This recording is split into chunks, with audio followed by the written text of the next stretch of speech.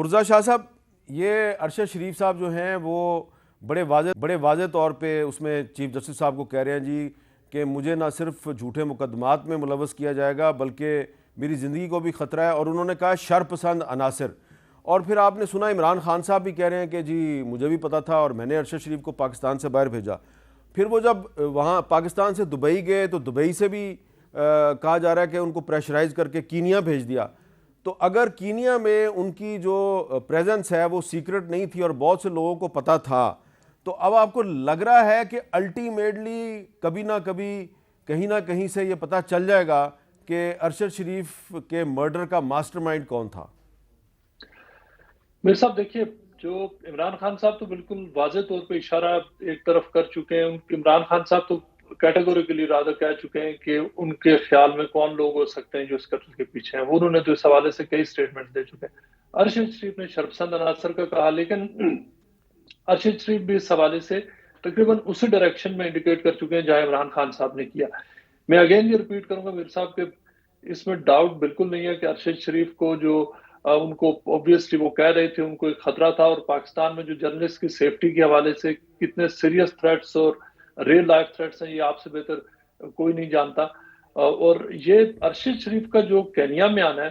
جہاں جس جگہ پر وہ ٹھہرے ہوئے تھے، وہاں جس قسم کا اگر آپ دیکھیں تو بالکل 2,500 سے 3,000 پاکستانی کمیونٹی ہے، اور وہ ایک سرٹن 2 ایریاز ہیں جہاں پہ رہتے ہیں۔ ارشد شریف ایک ایسے ایریا میں رہ رہے تھے جہاں پہ ڈپلومیٹ UN میں کام کرنے والے اور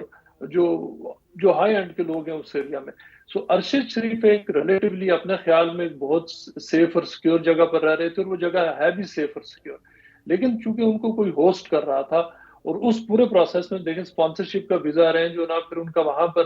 جانا، اس پروسیس میں پھر بہت سارے لوگ شامل ہو جاتے ہیں۔ سو ایسے حالات میں کوئی بھی بندہ ہو کہ جو اتنے زیادہ لوگ جہاں پر اگر انوالو ہوں، تو اس بندے کی لوکیشن اور اس کی جو سیکریسی ہے اس کو کمپرومائز ہونا اور لیک ہو جانا، یہ بہت ایک عام سی بات ہے۔ اور جو جس کیمپ میں جہاں پر وہ گئے ہوئے تھے، میرے صاحب آپ کو ایک میں بڑی امپورٹنٹ چیز بتانے جا رہا ہوں کہ جو پاکستانی انویسٹیگیٹرز ہیں انہوں نے ایک خط لکھا ہے کینین جو اتھارٹیز ہیں ان کو، جو ہم نے کل جیو کے اوپر ہم نے ریلیز کیا تھا۔ اس میں وہ جو وقار احمد اور خرم سے بھی پوچھ رہے ہیں اور کینیا کے جو حکام ہیں ان سے بھی پوچھ رہے ہیں کہ بتایا جائے کہ 22 اگست کی رات کو جو ارشد شریف جو ایموڈم کیمپ میں ٹھہرے ہوئے تھے، وہاں پر کن کن نیشنلٹیز کے لوگ وہاں پر موجود ہیں۔ یہ میرے صاحب بہت امپورٹنٹ ہے، کیونکہ جو 22 اگست کی رات کو ارشد شریف جہاں پر ٹھہرے تھے، وہاں میرے سٹاف کے لوگوں سے بات ہوئی کہ وہ آفٹرنون میں پہنچے۔ انہوں نے اس رات تو وہ تھکے ہوئے تھے، لیکن اگلے دن پورا دن انہوں نے شوٹنگ ایکٹیویٹیز میں حصہ لیا۔ یہ میں آپ کو بتا دوں، یہ بہت بہت امپورٹنٹ سوال ہے جو یہ پوچھ رہے ہیں کہ کن کن نیشنلٹیز کے لوگ وہاں پہ ٹھہرے ہوئے تھے۔ اس کا مطلب یہ ہے کہ جو پاکستانی انویسٹیگیٹرز ہیں ان کو یہ شک ہے کہ کیمپ میں وہاں پہ جو لوگ تھے وہاں پہ اس رات کو 60-70 سے زیادہ لوگ شامل تھے، اور ارشد شریف کا جو چہرہ ہے وہ ایک بڑا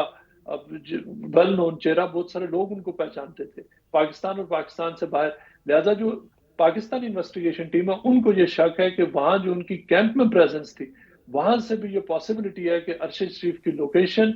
شاید ان لوگوں تک پہنچی ہو، ان کے ویئر اباؤٹس جو ارشد شریف کو شاید ڈھونڈ رہے تھے۔ ایک اور بات، جو GSU یونٹ ہے